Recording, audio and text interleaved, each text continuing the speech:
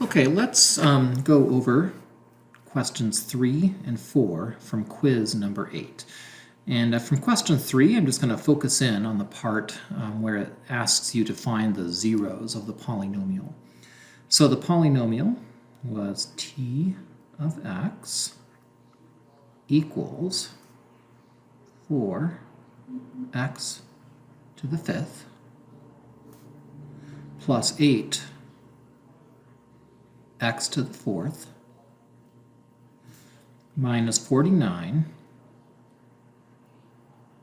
x cubed minus 98 x squared. The zeros of the polynomial are the values of x that make the entire function equal to 0. So what I'm going to do is I'm going to set this equal to 0. And then I need to identify the values of x that satisfy this. And I'm going to do that by essentially factoring this polynomial. So I'm going to come over here, and the first step would be to just pull out a factor of x squared from everything. If I do that, I get x squared times 4x cubed plus 8x squared minus 49x minus 98 equals 0. Okay?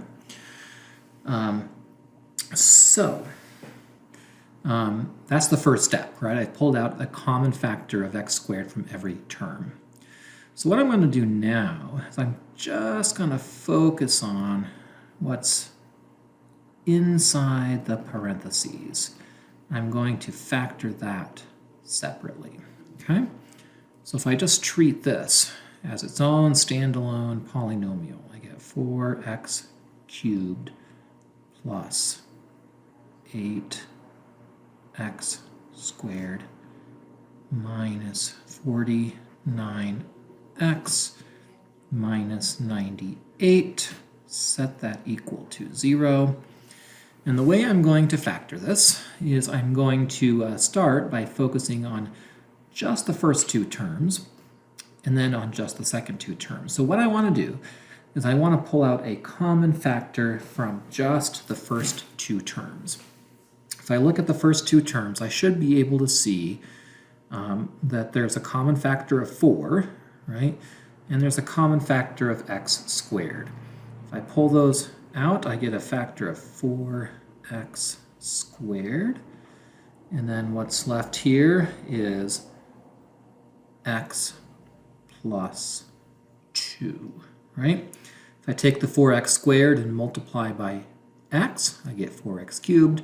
If I take 4x squared and multiply by 2, I get 8x squared, right? Now, coming over here, I just want to focus on the second two terms, and I want to do the same thing. I want to pull out a common factor from these two terms.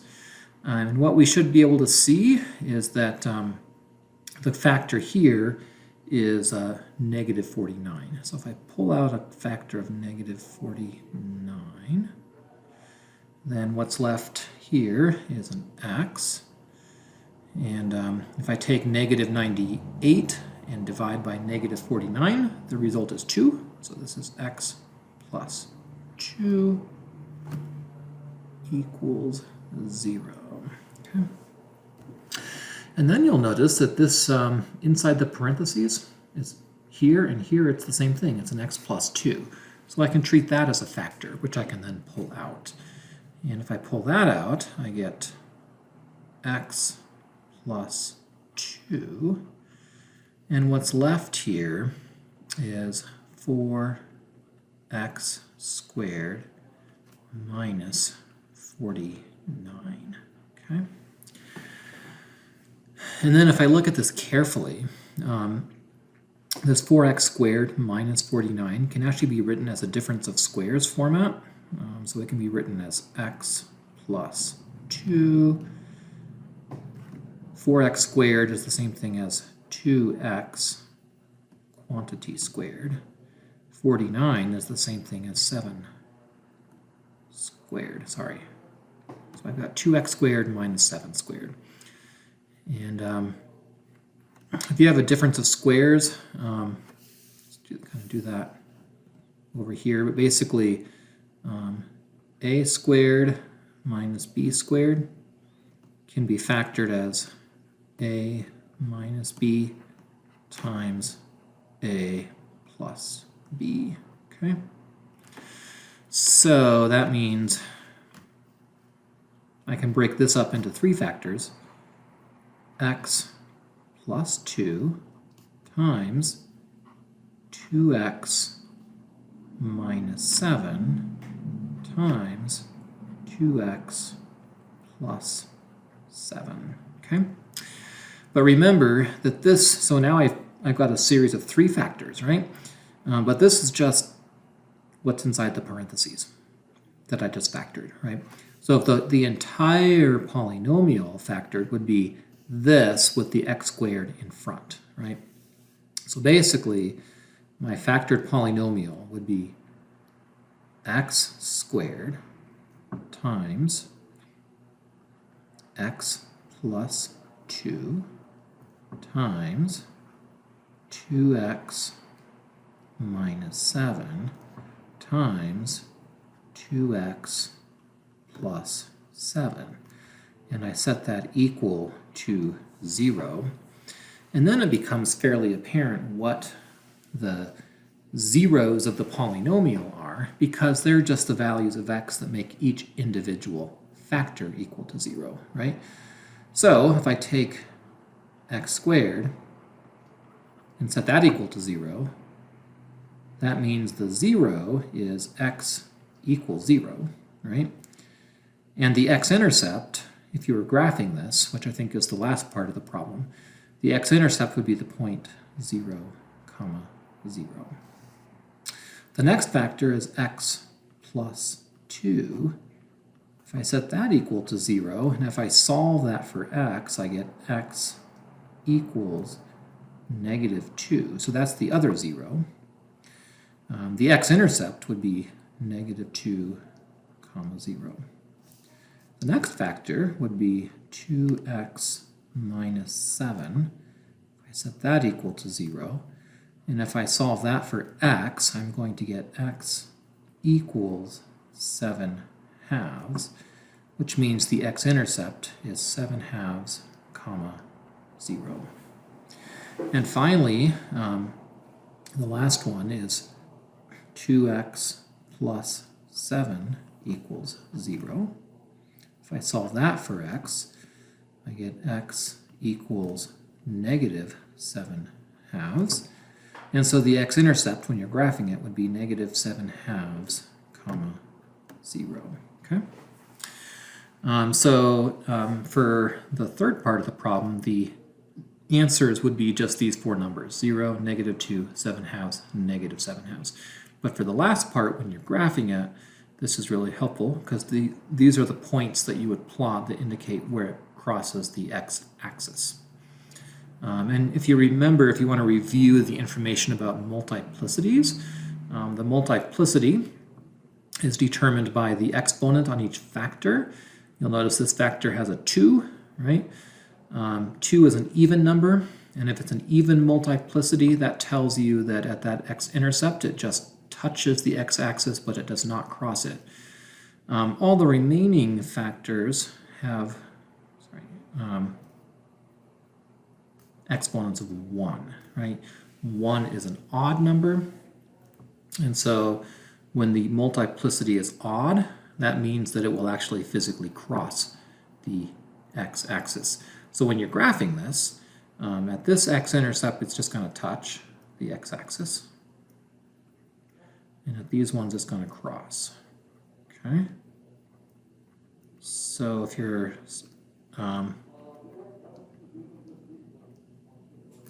confused, I would encourage you to just go back and review in the textbook the section on multiplicities. That's where that is covered. So that tells you to find the zeros, and then that should help steer you in the right direction for graphing it as well. With that, what I'd like to do now is, let's see here.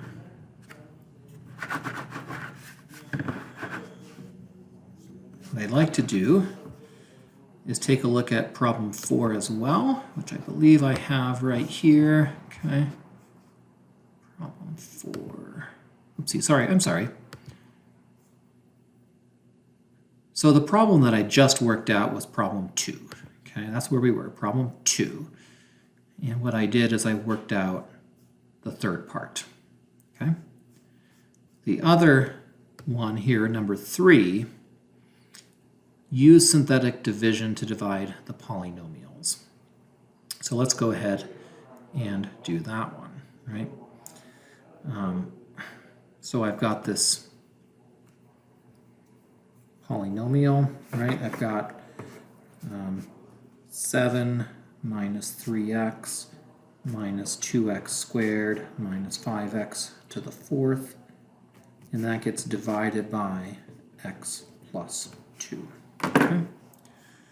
Come back over here to my whiteboard, and let's make a little bit of room down here. So yeah, what I have here is 7 minus 3x minus 2x squared minus 5x to the 4th. That is getting divided by x plus 2. Okay. Oopsies. That should be a division. Sorry for my sloppy handwriting.